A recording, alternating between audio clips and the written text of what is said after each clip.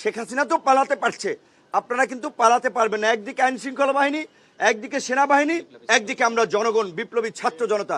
কাজেই কোনো ধরনের নৈরাজ্য করার দুঃসাহস আপনারা দেখাবেন না। 15ই আগস্ট কেন্দ্রিক আপনারা জানেন যে একটা নৈরাজ্য তৈরির যে এই যে পলাতক প্রধানমন্ত্রী যে ইনস্ট্রাকশন দিচ্ছেন তার নেতাকর্মীদের মনোবল চাঙ্গা করার জন্য, আমরা বলেছি দেশের মধ্যে ওবায়দুল কাদের সহ আরও যারা এই গণহত্যায় জড়িত তারা দেশের মধ্যে ঘাপটি মেরে আছে এবং গোপালগঞ্জে দেখেছি আমরা তারা আস্ফলন ছেড়েছে।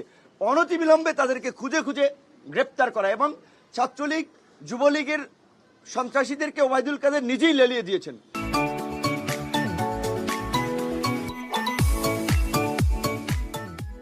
কাজে এখন তাকে গ্রেপ্তার করা একটা প্রধান একটা বিষয় হয়ে দাঁড়িয়েছে। তাকে গ্রেপ্তার করলে অনেক কিছু বের হয়ে আসবে। পাশাপাশি ছাত্রলীগ যুবলীগ যেহেতু এই আন্দোলনে ভায়োলেন্স করেছে,